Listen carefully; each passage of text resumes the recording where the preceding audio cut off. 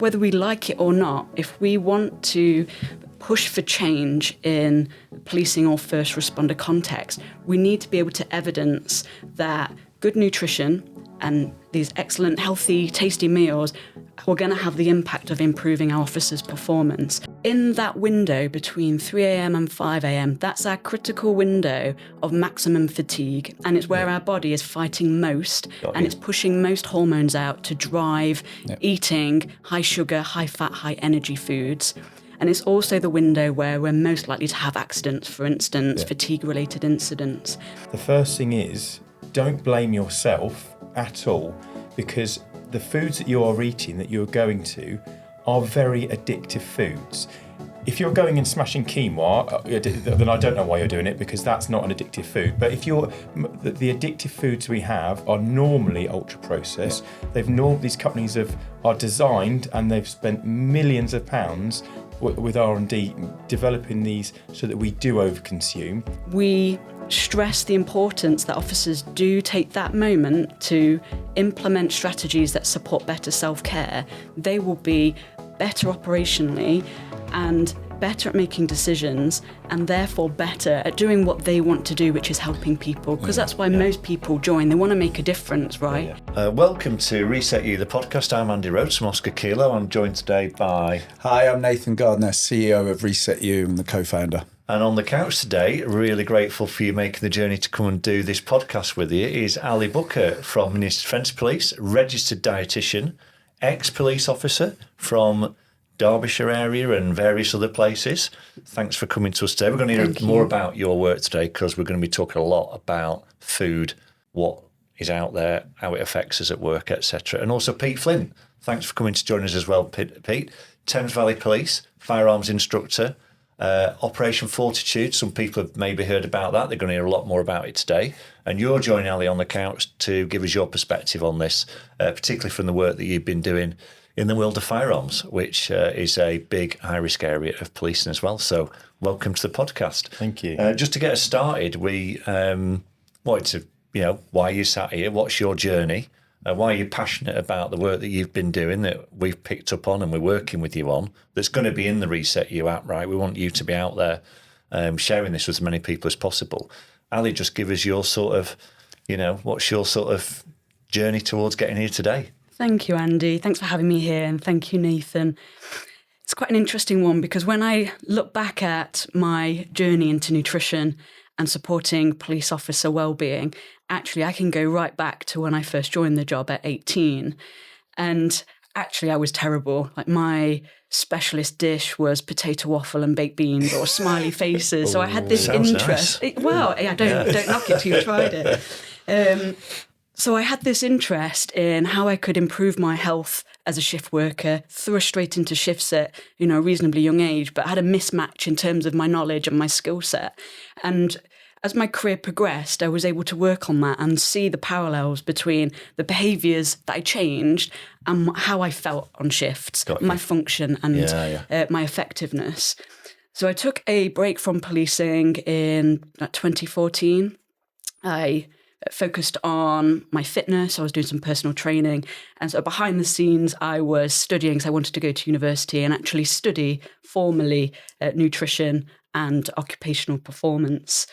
I qualified as a dietitian in 2020 and was really grateful to land a role within the Ministry of Defence Police, looking at health and wellbeing and how we can look holistically at nutrition, but also physical activity, sleep hygiene, to improve performance markers. In that particular instance, we were looking at fitness and occupational performance, but it's absolutely evolved into a lot more than that. And it's why I'm so passionate about nutrition and occupational performance today. Well, no doubt we've got some horror stories to share, but also we're going to be throwing some scenarios your way about what you think works. Because a lot of people are going to be watching this thinking, really? How can I do what you've done? Right, you with me? And make it relatable. So we're going to get around to that, if that's okay. Pete, from your point of view, bit of an intro into, what's brought you here today.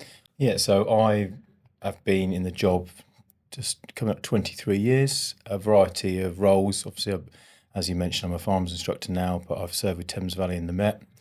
And as Ali was talking and talking about doing everything wrong, we'll have a competition later to see who's done the most things wrong, because I don't think there's anything, especially when it comes to nutrition and general health, that I haven't done wrong over the years. Yeah. The pivotal moment for me, I always wanted to sort of look at a firearms career, and I started down that road in 2010, and then a training accident in 2011 caused a prolapse disc in my spine. Right. And I was off then for 5.5 months. Now, between joining the job in 2003 and 2011, I'd had 3 days off sick in that entire time. So despite having bad food, I'd always sort of turn up, and for some reason I just didn't get too ill. But then suddenly I was off work at a period. I'd just got one of my first houses, and I suddenly couldn't pay the mortgage. So it was suddenly a wake-up call, and I think they said you'll never get full strength back, and when they said that, and I was thinking, that's not an option. I've just started in my firearms career. We wear heavy kit and we've got to do it.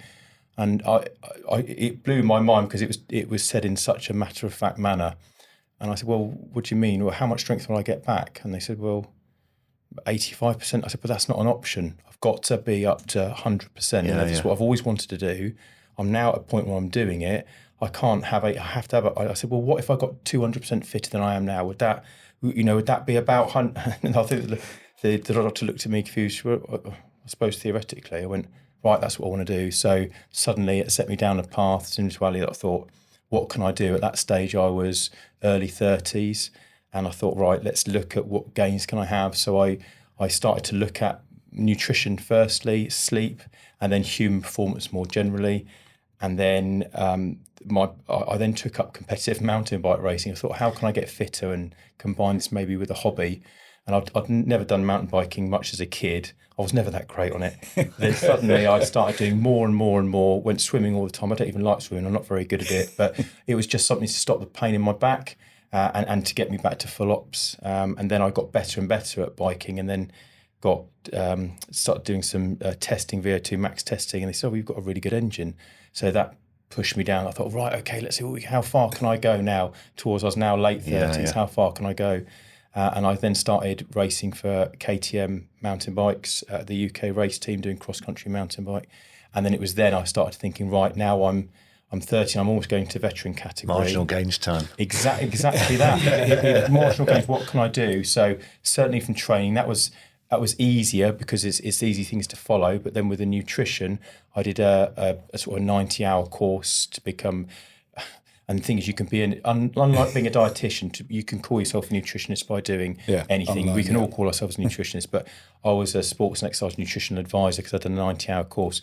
But then from then to now, it's pushed me into thinking, right, what can we do within the world of firearms to prove the concept in firearms, and then look at policing more generally to improve it. And that pushed me to creating Op Fortitude, which is a human performance program. So one of the 3 pillars is nutrition. And I'm currently halfway through a master's degree in human performance optimization for tactical populations like the police.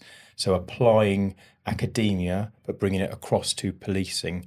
So nutrition is so important. And I've, in my personal life, having been a sweet fiend, and I've got some horror stories on how many sweets you can have, hit the nausea, wait for it to subside, and then go again. We can do that.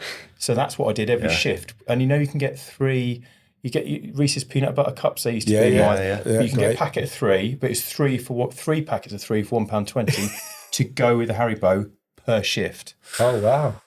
And that was, and I was still made because I was training. I thought, well, I'm training, so it's obviously obviously sugar spikes. To say the least. And I now look back and think, what the hell? But now I've gone the other way. And I'm at Whole Foods only, so I don't have any ultra processed. And the difference in everything, every aspect of my life has been night and day. So I think this is a really interesting point. I mean, over to Nathan, when we get to this thing about glucose monitors, and how popular they've become as a fitness thing, and also actually in real life, a lot of people have tried them out, haven't they, through some of the big national projects.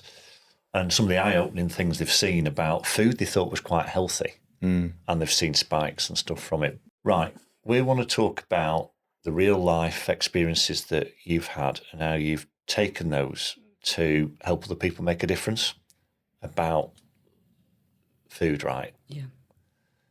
you work in shifts in an environment where you rarely get a break. Yeah. What is your take on that? Because we've got this dream, haven't we, of going out, actually. We're going to do it, aren't we? We're going to go out at night. Absolutely, We're going to drag yes. Nathan with us. And we're going to go out in a big force somewhere where it's busy in a city centre. Yes. And we're going to ask people, what are you eating? Yes. What are you actually doing tonight, right, in reality? What are you seeing across policing around changing habits or still people struggling? What's your take on that?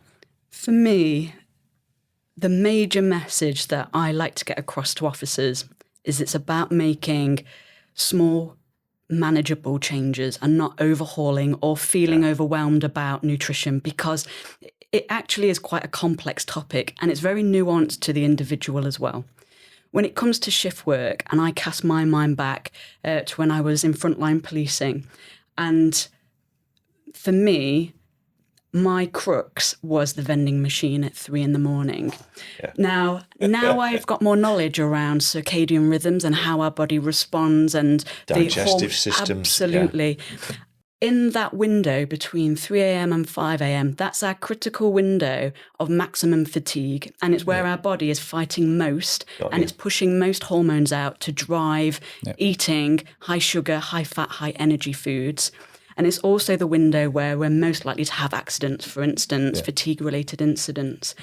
And so now I cast my mind back to my own habits and think, that full-fat Coca-Cola and Mars bar that I was having you were drawn in that to window, it was a biological draw. It wasn't just you're not that person for it, right? No, it's your body telling you need it. Absolutely. Yeah. So now when I'm talking about this with officers, it's about what can we do instead in that window to just switch the shift a little bit, just turn the dial and make a small change that's going to have a better impact in terms of our overall sugar intake, and that's going to actually support how we feel. Because if we overload our system in that window with a high sugar, high fat food, it's going to trigger potentially gastrointestinal symptoms. It's going to actually make us feel more fatigued as our energy levels crash. It's actually counterintuitive. So looking at snack swaps or using what we call bridging foods. Now, these might not be perfect and they may still have an element of processing. So we look at primarily higher protein foods in this window because there's less digestive impact and a tempered glucose reaction at that point in the night compared to if we had a sugary high carbohydrate snack. So I'm in charge of a big police force and I care about this. Yeah. Hopefully. That right? sounds great. This is the dream. Or we lead horses to water and want them to drink. You know, I know a lot of people actually genuinely are interested in this and they want to do something. You've got police staff in contact centres working 24/7. You've got lots of people. You've got police officers. That snack replacement or snack swap. Yes. We always look at stuff, right? What can I do that makes it more affordable for people, makes it more accessible to people? What could I buy or what could I help fund or what could I help provide to people? Give some examples. Don't be worried about mentioning brands because, you know, they're not going to be paying us anything to advertise it on here. But, you know, what's the real stuff out there that's actually is a decent snack swap from a bag of Haribos and a can of Coke? Absolutely. We could look at this actually from an individual level and an organisational level as well if we're talking about looking after our people or our own personal behaviours. So from a personal level, I would be looking at the high-protein yoghurts that you can get in pouches. They're a bit more palatable if they're with you and they've not been in the fridge for a little while and they're easy to eat on the go. Just like So it's balancing that nutrient profile with what's practical. You could also look at bridging foods, so whilst not optimal, but things like protein bars, as long as they've got around about 15 grams of protein on our lower on the sugar end, it's a swap. So I'm not saying jump to that, but if you're replacing a chocolate bar, that could be a good bridge. Absolutely. So it's a step in the right direction. Whole fruit, fresh fruit, although there's a carbohydrate content there's a good source of fibre, hydration as well, which is also quite critical with our people. And the carbohydrate release does support performance activity. So is a good sort of tool to have in the nutrition toolbox, which you could have on shift, but you could also store in your own personal vehicle for your drive home, which is another key period in that commute between being on shift and going home and ensuring adequate nutrition. That was one of the big ones that was, just to interject there, was when the last 3 years going around, I met a lot of officers and staff. One of the big questions about shift work was about that kind of end of shift bit, primarily about sleep. Yeah. Should I, some of them are coming home and trying to jump straight into bed and, all this stuff. Some are saying I'm starving and I eat when I get in and, I've got to take the kids to school. I've got to do it. So they were always looking for that, in theory, like a practical framework, and we're trying to, again, like little things like, trying to protect that circadian rhythm of like drive home with your sunglasses on to limit light exposure, et cetera, et cetera. But interesting what you said there earlier about I've done a little bit of research around that circadian dead zone at like the 4 a.m. sort of stuff. And and again, it's like, it's so dangerous but unknown. And I think that's one of the key things, isn't it? It's driving that awareness within the practical bits. And obviously my conversation with you over the last few months has been very much highlighted on that as well. Yeah, very much so. And from an organisational standpoint as well, and looking after our people, there's certainly interventions that we could look at and investigate, particularly around mitigating that fatigue piece in that critical period. So one intervention we're looking at trialling within our force is a healthy vending concept. Yeah. So we understand, the ship has sailed around catering and police canteens in most forces. But what about the ability to install a vending machine that has a balanced meal that an officer or police staff could microwave and or healthy snack options? So it's an intervention that easily replaces something that's so accessible and could improve somebody's energy stability by having better options available. I sort of think in your force, they brought a trial in some healthy vending machines from a company. Some information was sent our way where, like you say, it's not all white bread, cheese and ham sandwiches and bags of crisps. It's actually nutritional stuff, high protein, easier to digest. And there are companies now actually offering that into big organisations. So, Pete, I mean, from your point of view, there's a couple of things that you mentioned there that struck a chord with me. One was you had your injury, which was a musculoskeletal injury, but that brought in financial stress, because we've done another podcast around financial stress with some amazing people, and we're going to be putting all that in the app around helping people, reach out and get support around financial stress. So your injury created another stress. Yeah. On top of that, and recovering and losing your job that you loved. Yeah. You've had all that to deal with. Yeah. And then you also mentioned something about getting older as well. Are you with me? Like, this is, people want to stay operational. When you get into your sort of 40s, that's a journey that you've been on as well, haven't you? In terms of how you factored diet into that. What you said you went from like having some horror stories to sort of cleaning your act up a bit. How did that go for you? Yeah, so just so I can put this on the scale for people, as we were saying just prior to starting, one of my bad habits was I like the cinema. So I'd go to the cinema with my partner and I'd get sweets, the pick and mix. Have you ever seen the pick and mix? So you can buy always buy the big ones. Why do you ever get the small ones? Obviously, to share it, you definitely don't share it. And what I'd do, we could get to exactly how I'd layer the sweets, but ultimately I'd fill it up. Yeah. I'd have done half of it by the time the film came on, because it's and actually when you look at what's going on in your brain when you start to look at this. And how it's not controlled. When we always think, it's a modicum of self-control, and I get why people say that, but really it's your brain saying. Sugar. And when you said your body's saying you need it, I would say actually it's your brain saying you have to have it. Got you. There's no. It's almost like, so. If you look at the wiring that happens when you start eating this junk, the to and fro from compulsive behaviours, that's exactly what's going on. But you think, no, I've got control over this. But anyone who's got a sweet tooth and starts eating sweets, you've got no control. And I could never understand the people go, well, I could just have one.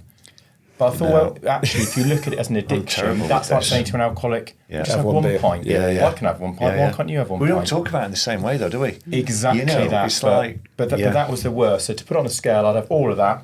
I'd start feeling sick, so proper nausea symptoms, washed down with a Diet Coke. And I'd look back and think, what? I did so many years I was doing this. And then I'd wait for that to subside, and then I'd go again.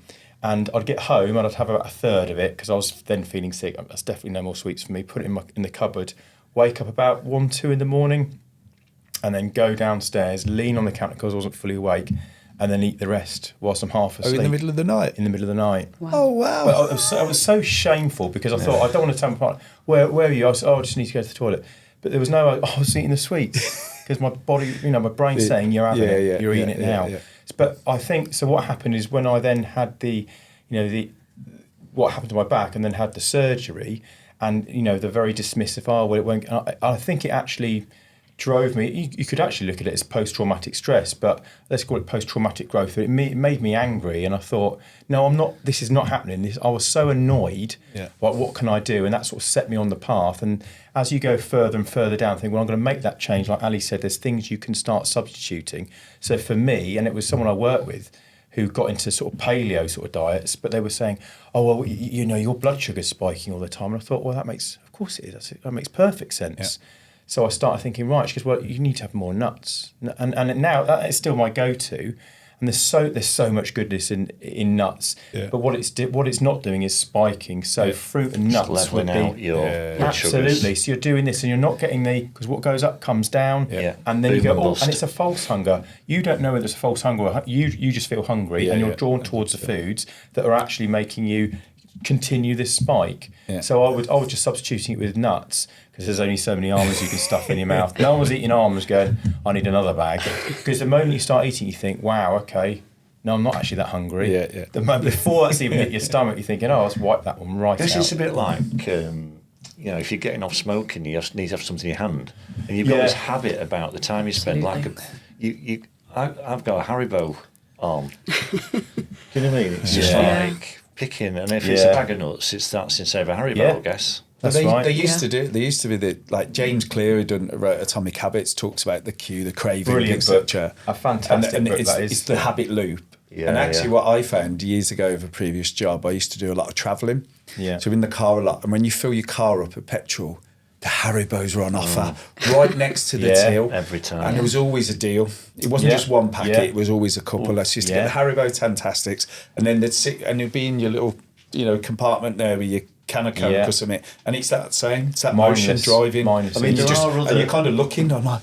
Yeah, there are other jelly sweets. We're not for the podcast. There are, I do. But fantastic. They're up there. I like it fantastic. There's a serious issue to this, right? We know is two things. First of all, type 2 diabetes, heart. The stats about shift workers, long-term mortality rates. Basically, if you're a shift worker, you're disadvantaged health-wise on a range. That's why there's legislation with the HSE around night workers, right? And I include on-call people in that because they're working at night. They are night workers. The other thing is, and I'd like both of your take on this, is decision-making and sort of proclivity to have a short fuse and how the diet at that time of the day, if it's not managed correctly, can impact upon you. So there's a public trust and confidence issue. 100%. I know I'm making a leap to that. I've been told I can't use the word segue ever again, so I used it once in a previous podcast and not been able to live it down. Right, we know the health issues with individuals, but and in my experience, you can tell individuals as much as you like about that. It'll take quite a lot to shift the behaviours. What about how it affects you on the street? This is really interesting, particularly in a first responder policing population, when we look at the evidence base around optimal nutrition for all of those factors that you've listed. If we take policing, for instance, we know that police officers have an elevated risk of a lot of these metabolic conditions that you've described, along with other shift workers. We also require our officers to make fast-paced decisions under stress, 24/7, 365 days a year. some really interesting literature that's looking at time-restricted eating, for instance, for enhancing metabolic outcomes. Very promising. 10 till 6 a day and that type of thing. Absolutely. Windows So of... what we're talking about is windows of fasting Yeah. and aligning those windows to the circadian rhythm, which is known as chrononutrition.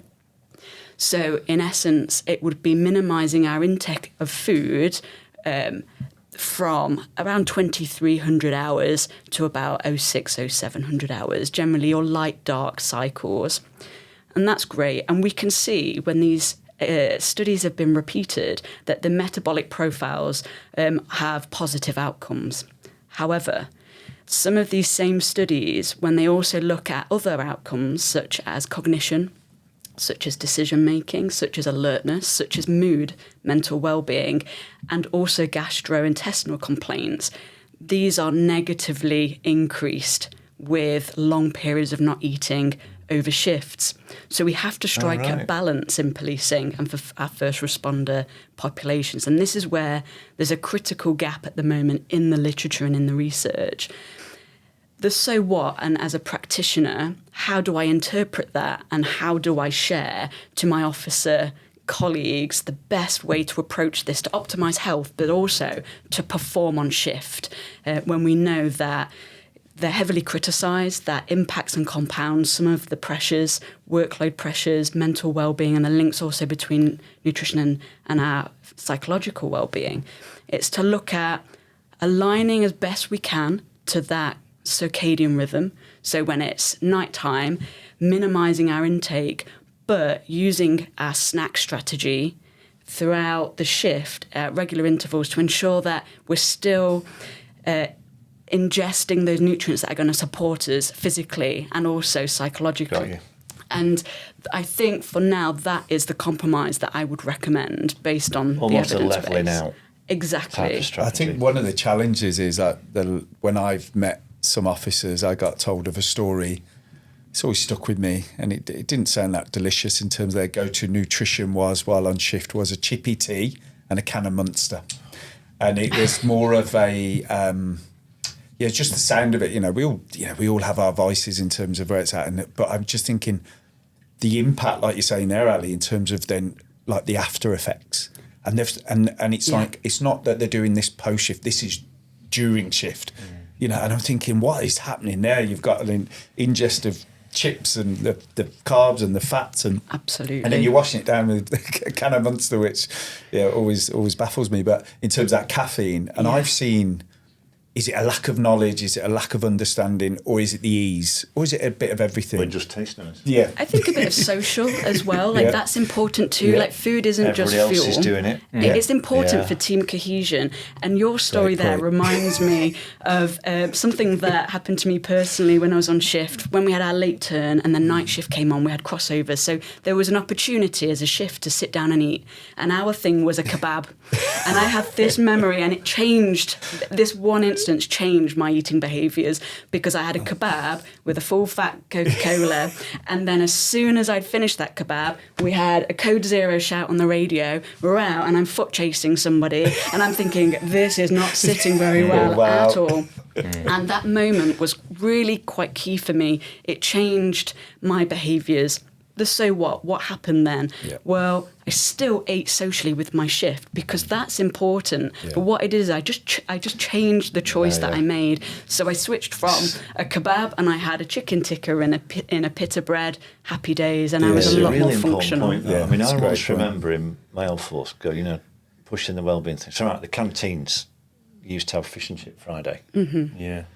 It's not good for people, right? Get the canteen provider to change it. There was nearly a insurrection because fish and chips on a Friday was, and probably still is, the one time everyone got together. True. It was built into the culture of the place, and it was good for people's well-being. And I guess we didn't do it because everyone was like up in arms about it, So sometimes I suppose you've got to take the rough with the smooth. Is that really what we're saying, isn't it? But Yes. all there's things in balance. moderation. This Yes. is what you talk about, Nathan, isn't it? We're not looking for people to become born again, lean, 100%. We're not looking for all absolute the different perfection. things that you can have, fasting I and all this agree. sort of stuff. It's just like take the best from all that stuff, Yes. and see what works. For Yeah, you. I think the other part of that, I always used to describe the kind of the circadian rhythm element. I described a kind of what I seen, which was we wake up on the back foot tired. Yeah. We over caffeinate to mask the poor sleep. Yeah. We're then skipping meals. Yeah. I've seen this a lot from the conversations I've had. Or it's a vending machine go-to to kind of do that. And then we're kind of getting home after that, and we've had a day of high stress, high cortisol spikes, etc., and the science. And then I'm just putting it into the practical. And when I've done these sessions with people, I can see everyone nodding to go, you've just described my day. And then we talk about when we get home.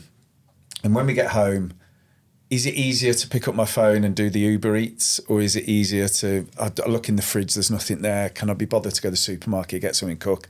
Or shall I go down that route? And if I'm getting a takeaway, I might as well get a bottle of wine or I get a beer. And we're doing that. And sometimes it's that impact that they don't understand then how that might be then the social bit that they need. They might be sitting with their partner, loved ones, having a takeaway and a glass of wine to sort of, down-regulate after a stressful day, but it impacts their sleep. And then tomorrow, they're on the back foot again. Absolutely. Disrupted sleep. And guess what? We're going again. Highly caffeinated, poorly hydrated. And at some point, my thing with everyone was always about trying to break that cycle at some point. So we've got to try to break it.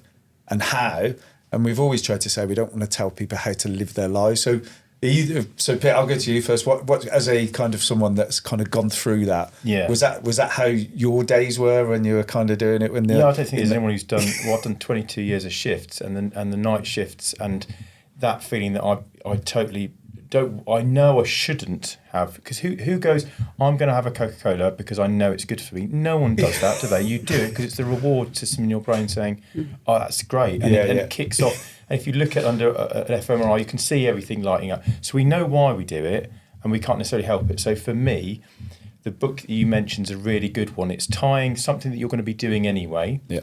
So Uber Eats, when that first started out, and look at some of the teams I've been on, that we would sit down sometimes, depending on where we were, we might be ordering from that. So Nando's is often still a go-to, to be honest with you, because you can get some good options there as well, and they're open at sort of not too late, but they're better than nothing. But going home, and I'm going to need to make a meal anyway. So hacks, I suppose, I hate using that word, but shortcuts to make life easier would be frozen, stuff that's frozen. So frozen fruit. So I get it. Raspberries are fantastic. There's a paper on raspberries on how many things they. If it was a food you put in a packet, the claims would be everywhere. You just keep listing them. It's amazing. That's just one of the amazing fruits. Raspberry, amazing. But I'm making a note of this. That's. I'll give you the paper afterwards. It's fantastic. But if you then look at, you can buy that in a packet with red currants, black currants as a frozen forest fruits or whatever. Seen it, I've seen So that. you can put that in with some porridge oats. I buy the jumbo oats, not the thin ones, the ones that actually you can taste or something.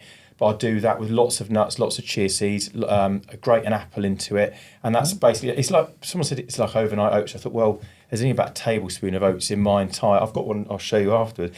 I go everywhere I go, I'll do 2 days worth at once.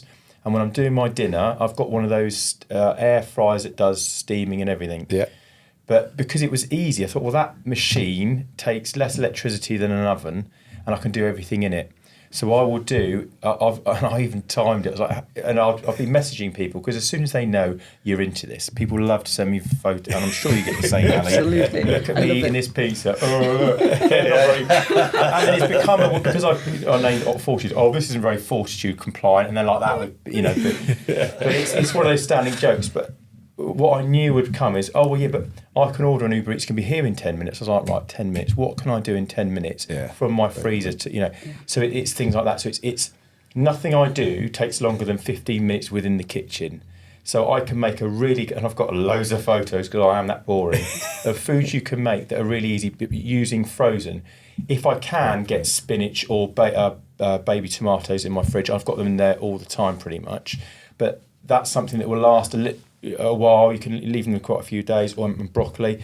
So I get that fresh. Everything else can be done frozen. So whilst I'm doing that, and whilst I'm thinking, right, that's got 10, 12 minutes, I'll then get my mixer and I'll mix up 2 days worth of bircher, put that in Tupperwares, and that's good to go. So if we get a call out, or if I'm thinking tomorrow's a really long day, I'm going to be stuck, The problem you don't want to have is that I need to eat now. These big spikes. I've got to have you're something. limited on your options. Then, Exactly right? that. So what do? You go into a petrol station where everything looks really colourful in the packets. Strip it out the packets, it looks awful. Let's put Pringles, and no one's going, "Oh, that looks amazing." But the packets, and there's the marketing in there, and it's proven science that Microwave actually burgers. you're drawn to it. Yeah. What's your option? So if I've got that, I know what my options are, and that's such an amount of food that will carry me through. You know, so it's the atomic habits, the tying habits, something you're doing, tying a good habit to something you know you're doing anyway. That's a great spin on some of the famous chefs that do the 15-minute meal. This drives me nuts. Yeah. It will take 15 minutes, but all that stuff that's been chopped up Exactly. by your assistant. An ingredient has you've probably taken never all day. heard of. Yeah, that's right. I've got all them in jars, and it's in it. Exactly. And But how much does it all cost? And the prep, Yes. and the cost, Because Yeah. one of the Yeah. interesting things that I listened to an interview the other week, and it's a chef called Johnny Marsh. He does a chef for the footballers up in Manchester way, and he turned around. He goes, the difference is I'm not a nutritionist, I'm a chef.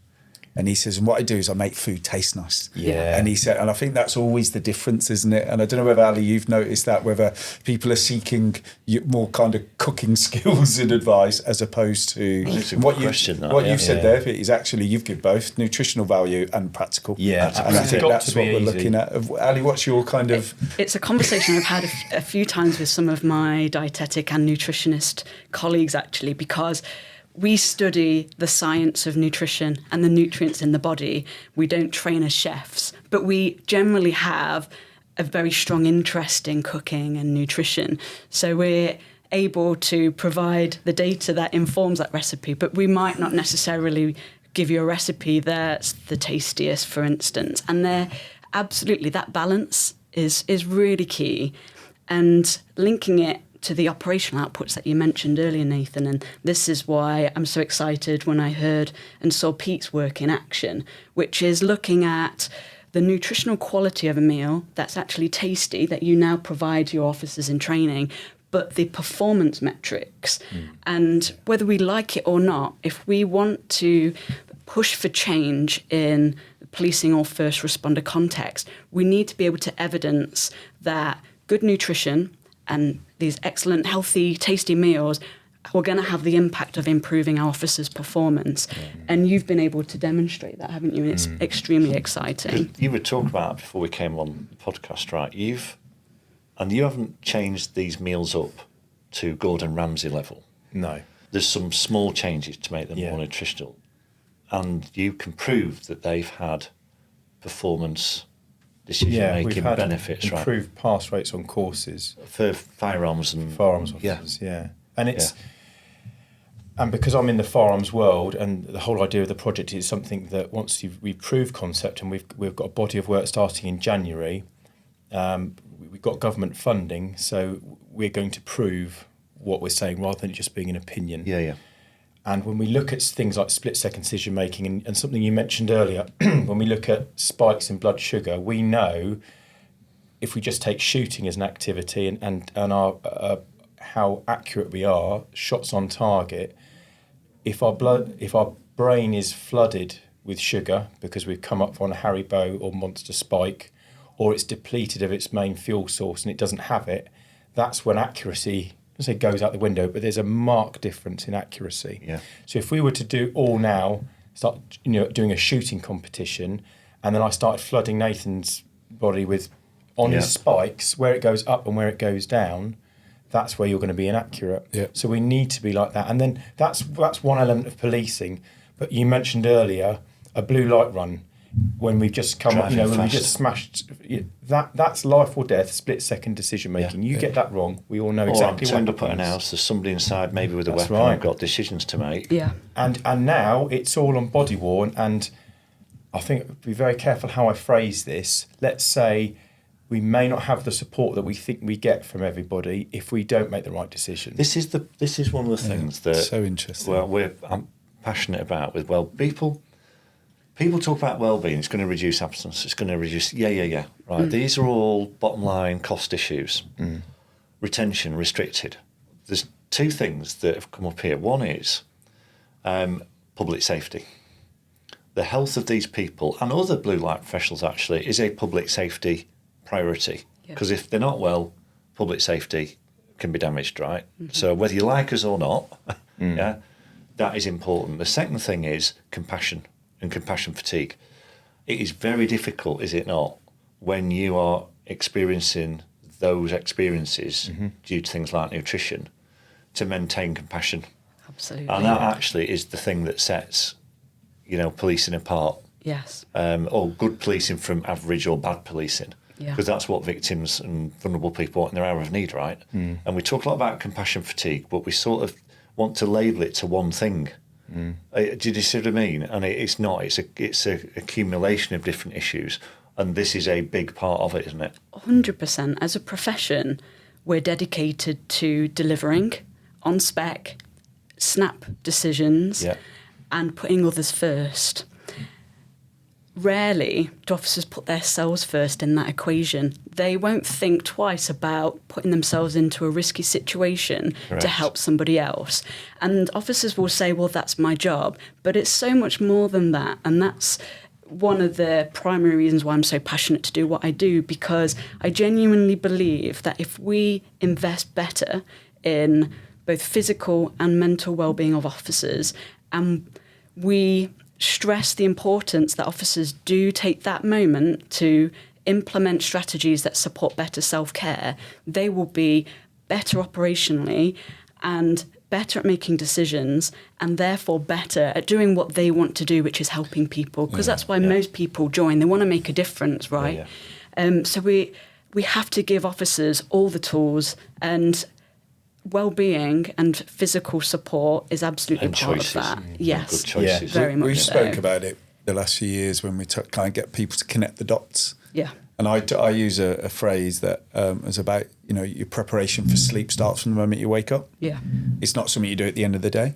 And I always talk about how everything you've done throughout the day is going to contribute positively or negatively to your sleep that night, or whenever that you do finally go to sleep.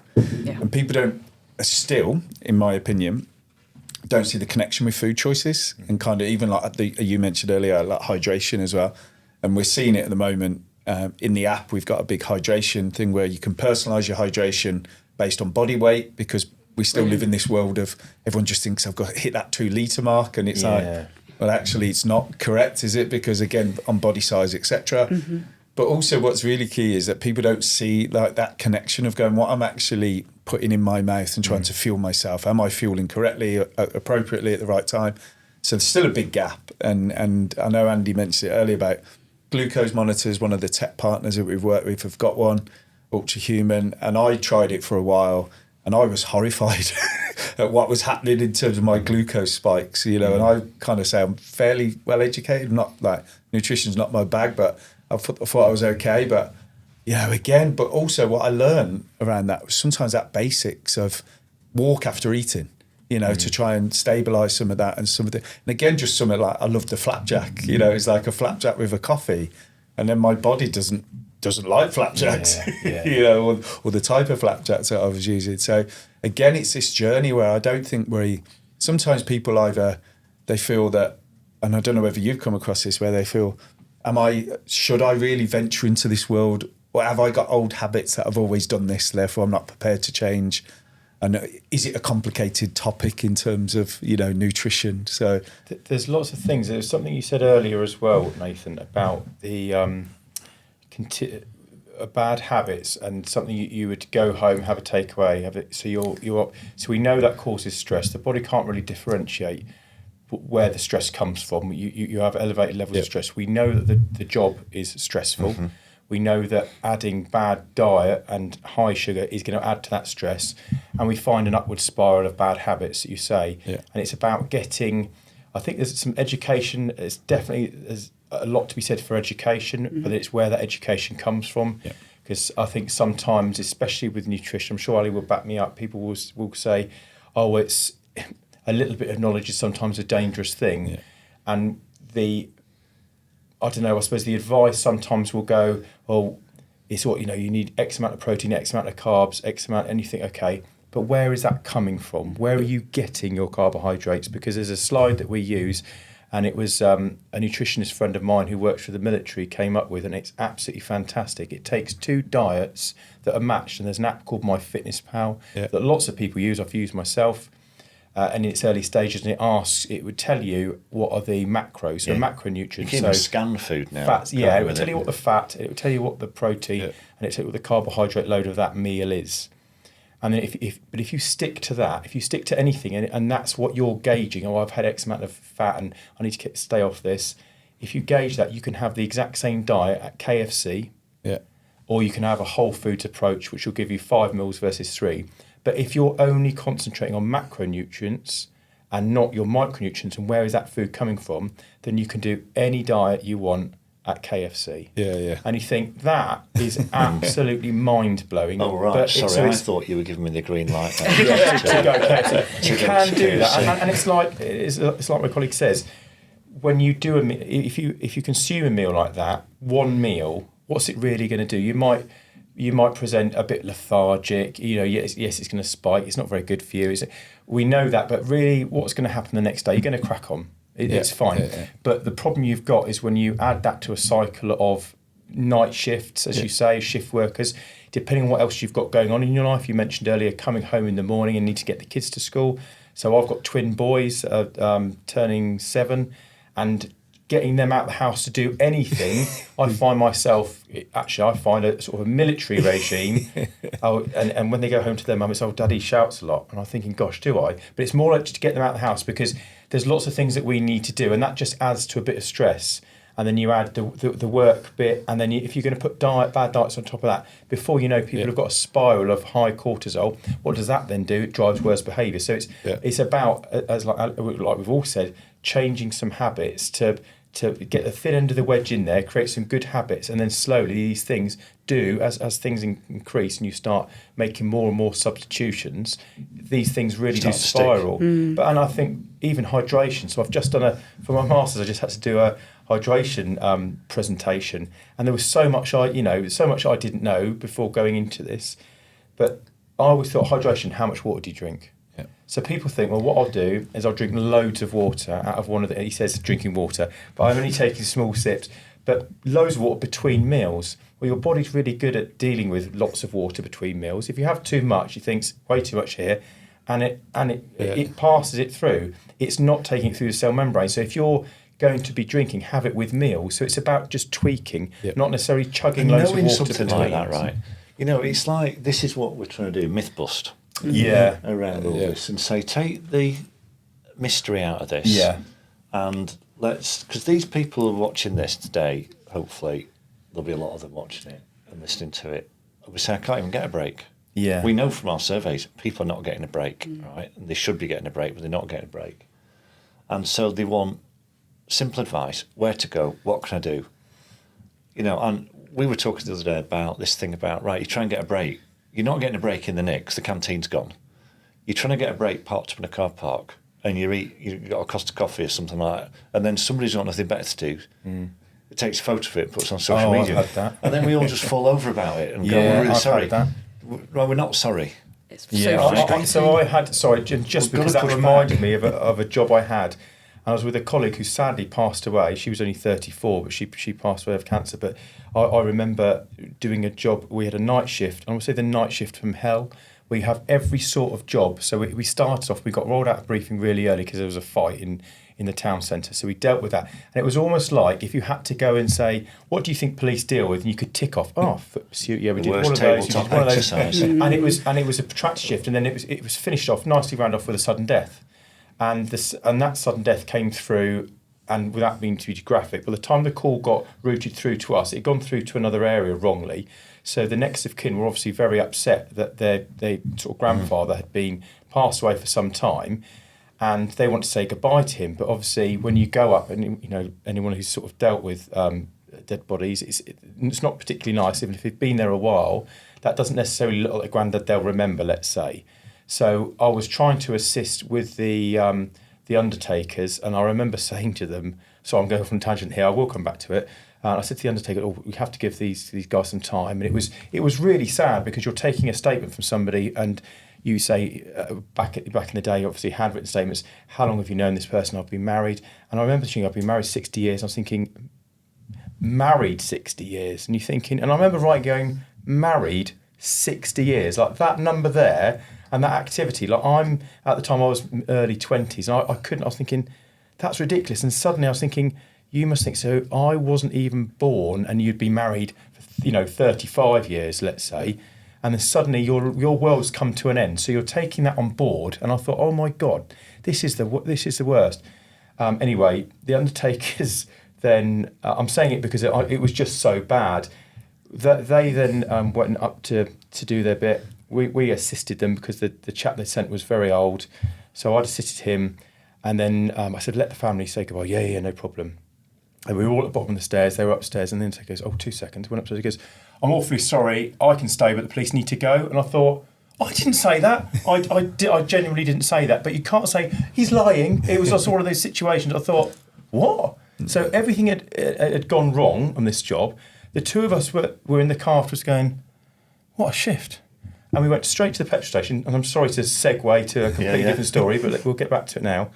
I got to the petrol station and I thought, oh my God. So I was still like dumbstruck. I'd luckily put the right fuel in the Panda, go to pay, and I thought, I was thinking, what can I grab? And it was a sandwich. And someone goes, busy are you? And you think, this sandwich, I'd love This is exactly it, right? I couldn't believe it. And I felt like saying, what have you done today, mate? Yeah. What have you done? I don't care what you've done. I'll guarantee you I've had a worse day than you. But how dare you say what, Because you're getting a bit of food. But it is, absolutely. And I look at so other things, is there anything we can do? So if I was stuck and I don't know when my next break was and I had to go back to doing that now, my go-to, and if you're not lactose intolerant, is a pint of milk. Because a pint of milk is a complete foodstuff. It's going to hydrate us. It has got all the electrolytes we need, but it's got water, oxygen, vitamins, it's got everything. It turns a small cow into a big cow. It's fantastic. So if I had to, and if you look at all the sort of iodine, calcium, phosphorus, it's amazing for the human body. It really does allow us to function. And you can get them everywhere. So if I had to go into a petrol station, and it's a whole food, so I'd go, and I wouldn't worry about skimmed or semi-skimmed. I'd go full fat because I like my fats. And I think that's another thing that we, especially as an ageing male, testosterone drops off a cliff, and we think, well, testosterone, so I need to have a low fat. And you think, no. The lipids, they form hormones. You need to up your fat, not down it. So I have loads of fat in my diet now, and yet I've lost fat. It's because this is really interesting. Right? But anyway, so that was just saying that my milk is my go-to. If I'm stuck in a car and I've got a protracted job, milk. I absolutely love it. We're all about not just saying things are a problem. What can we do to help fix it? Right? I've got this mantra around the Wellbeing. There's plenty of people telling us everything is bad and wrong, but they don't come up with any solutions. They sort of want to leave you with the problem. And making me feel old. I've got 2 7-year-old twin grandchildren. You're making me feel old now. I think, because I know I'm a bit older than you. But this is like we've just started getting people to think about getting water fountains back in to police stations. Could we took them out for one reason or another, but that's starting to happen. We're seeing that when we talk about hydration. We're talking about big deployments, make sure people have got hydration tablets. We're not there yet with that, but we're trying to promote it every opportunity. You could actually buy milk in. Yeah, absolutely, Well, a pint Used to of get milk. it at school. Used to get it at school, of course you exactly. did. And exactly that. Of course you did, Your And, most effective interventions are your simple ones. simple ones. And this is not super expensive. Exactly. Compared to the other. Of course, you're lactose intolerant, you can't do, but there are other there are high absolutely protein things you versions can of do, milk that you can have, which is very popular, aren't they? I mean, I'm trying to think, right, because every time I've been on the road with Nathan quite a bit, and so we end up in various salubrious places to grab food. And he always goes for the fish and chips. He's telling on He you now, does. Nathan. And our fish and chips now, they're about 4 foot long, aren't they? Yeah. You used to get them. I say I've seen them. You've seen them. When they come out, they're not on the plate even, they're that big. Yeah. But I'm just trying to think of, going round the 4 of us, what's the worst thing you've eaten in the middle of the night when you were desperate? Oh, yeah.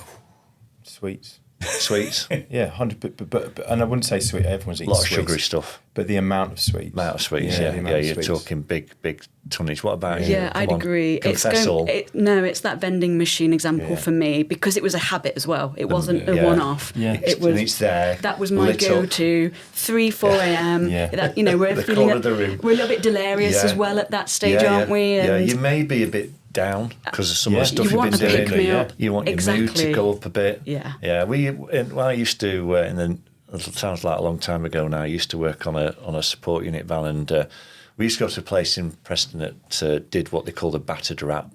This is going to out-trump anything you've eaten, right? This was all the crispy bits from the fryer Oh, yeah. and congealed together Scraps. Yeah, the and then battered in the fryer Yeah. and served in a kebab. I bet it was crunchy but chewy in the middle. It did feel like a rat had been battered. Yeah. With chili But sauce if you on had it. battered Delicious. rat, it would probably Yeah, be I just think better on from a how nutritional I've s- standpoint. Yeah, how I actually used to sleep and function after I'd eaten that sort of stuff, What I would like to say, though, and it draws on a point you mentioned, Andy, when we talked about KFC, Yeah. is that diet quality absolutely matters. And we can see that choosing whole foods and that are minimally processed is better for our health. We feel better, we function better. But that balance is also really important. And there is a space for, if someone's tracking their intake, whether that's just paper and pen in a diary or using an app, you can absolutely fit some of these meals in. It's when it becomes every shift. That's when it's the problem. It's when it becomes a habit. If it's a one-off, it can absolutely fit as part of a healthy and more whole food diet. About habits. Yeah, we'd done that on that point. We did it when we were using wearables heavily over the last couple of years, and we're getting people to track kind of physiological performance around sleep, fatigue, and recovery. And we're saying to them, it wasn't demonising, having a glass of wine at the weekend. Yeah. We were trying to say, don't have a glass of wine every evening, and Exactly. then have loads at the weekend. Yes. Kind of like it's because we seem, and we were saying to people, make your choice. You'll see that actually, if you have a couple of glasses of wine, and you are using a wearable, your HRV will tank because it does after generally about 2 or 3 drinks, right? And then if you, again, it was all trying to educate people about last drink a time in to go into sleep, which seemed to sound like we were promoting daytime drinking, which was like always a kind of, but they were again just trying to strike that balance, and then trying to give people this thing of saying, listen, if you've been relatively good all week and you want to order in that takeaway on the Saturday night with the family, do it. It's there. But if it was the go-to that was a couple of times a week and then 3 times, and then that's where you'll start having those issues as well. And so that, to your point, that's what we've been trying to get across. At least the operational staff are moving. Yeah. Some people I've worked with didn't move a lot when they're operational, but most people are out and about getting movement in. We've met a lot of people who work in offices, high stress roles, doing, police officers and police staff, and they don't get a lot of steps in a day. And I found when I was in that environment that people, for best intentions, will bring lots of bad things in. And it's, you're going to get some water and there's like someone's brought their own made brownies in. And when I stopped doing that and working from home, my wife's, she's observing me working now, not as like I used to work, but she said, what are you eating all day? I'm biscuit here and I've got a cake there. I said, this is nothing compared to what I used to eat when I was in a work environment. It's quite a lot of peer pressure. Yes. If Margaret is famous for her brownies and she's made the effort to bring some in, and it's not a bad thing, but it is a bad thing, but you feel duty bound. And they're super tasty. I think that's happening a lot in offices. You go in a lot of offices. I've this seen is the it. morale go-to. Yeah, absolutely. Big table full of. And it's like Ali said, there's definitely a balance. I found personally for me, it annoyed me how I felt when I had the sugar spikes. So for me, it was easier to abstain because I'm thinking, did I have any of that? And then after, it took about 3 months, but it wasn't really a conscious effort. I knew I didn't want to feel bad, and there was a really good book I'd recommend called Good Sugar, Bad Sugar. And it's a cognitive framing exercise. It's not saying, so with all of this stuff, one of the bits when you were saying earlier, Nathan, when people get into the loop, the first thing is don't blame yourself at all, because the foods that you are eating, that you're going to, are very addictive foods.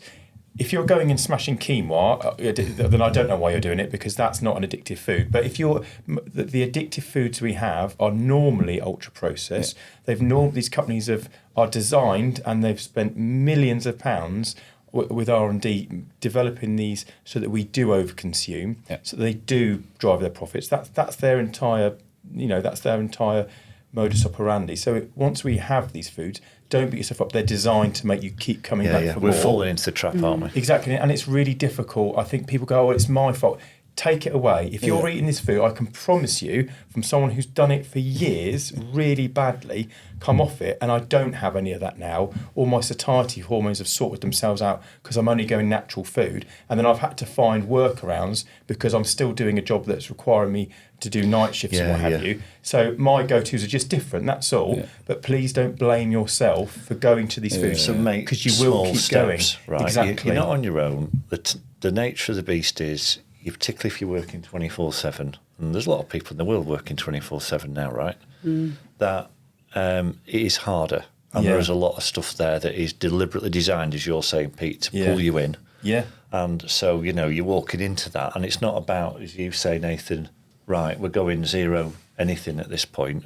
Yeah. We're saying, look, small changes can start changing your habits as well. Exactly that. And it's really interesting, that, actually, because the habit change is the big thing, isn't it? The study I was founding about substitutions and low alcohol lager versus how that hydrates versus high alcohol, 5% versus 0% versus a low alcohol. Go on.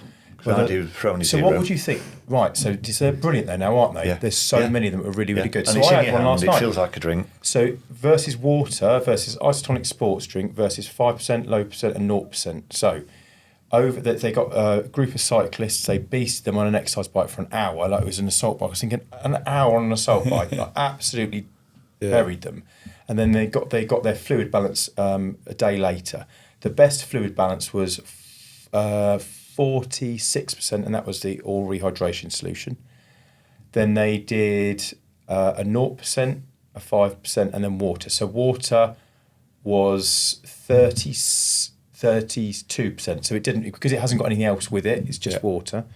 The 5% lager was that was it. Water was 29, and then the 5% lager was 32. What do you reckon the 0% was? So 48's your best. What do you reckon 0% lager was? 40, 30. Yeah, 35. it was 42. So it was literally, I think one was 40. It was pretty good. It was almost as good. And you're thinking, that's amazing. And then it was like 5% lager was bad. So obviously your body's going, poison. So it's weeing it out. So you're not maintaining your fluid balance. But the low alcohol was the biggest surprise. I thought that would be between the 0% and the 5%. I thought, low, it's going to be there, isn't it? Yeah. It was the same as the 0%. So your body's obviously get to a point where it goes, it's so little alcohol that it's fine. And it doesn't seem to trigger the response of, this is poison, get rid of it. That's good. So the way I did this, I said, look, there's a really good hack here.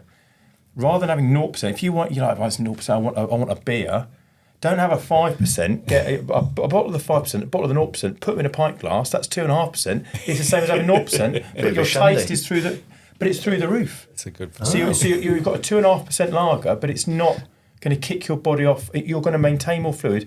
And it's also, so I was thinking, well, let's see what it does with my sleep then. A normal Prony. Normal Prony, and a Prony 0%. Mix them. Yeah. I've got 2.5% Prony. Yeah. But the taste. That is probably you compare it. Yeah. You compare it to a 0%. Driving to Coventry for. You're welcome. So that's what I do now. My mate does. He goes, it's amazing. And then I said, well, have a look at what it does to your sleep. Yeah. Do a pint of 5%, and it does affect my sleep. I can't get that slight Peroni anymore. It's just like it's too much. So it's just too much. So it affects my sleep. I don't get. You can see it. Yeah.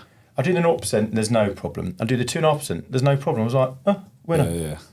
We're wrapping so that's up science soon. in action, that is. Wrapping up soon. So, Nathan, you've always got the great question from your point of view, haven't you? Because you're always trying to get this information about resetting. Fire away. Yeah, so I'll start with you, Ali. So, as you know, the app that we've got coming out is called ResetU, and we're always asking our guests to find out what's their go-to. Mm-hmm. I've got a idea what yours might be, but so what's your go-to for resetting yourself physically and mentally? This has been a journey for me. So there's two things that I'll mention here.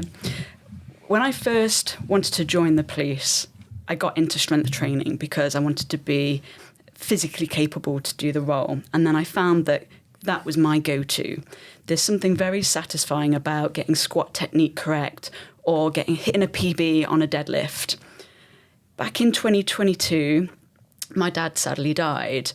And suddenly I lost the love for the gym. And that was really hard because something that was my reset and that was my go-to for my mental and physical well-being, suddenly I lost my mojo for. And I found nature and I found the outdoors. So I started hiking and I straight away felt so much better. It was a great way for me to deal with that grief. Over the last few years, that's developed and I love anything to do with the outdoors. So I've invested a lot in climbing, hiking, winter skills, and recently just come back from India to climb in the Himalayas. Wow. So that's my reset, because when I'm on a wall or I'm climbing some ice or I've got my crampons on, all I am thinking about is my next move and I'm not thinking about everything else in the periphery. So for me, that's my new reset. I still love the gym, of course I do, but I think for me, as I'm maturing, that's the go-to now for me. Nice one. Yeah. And then same question for you.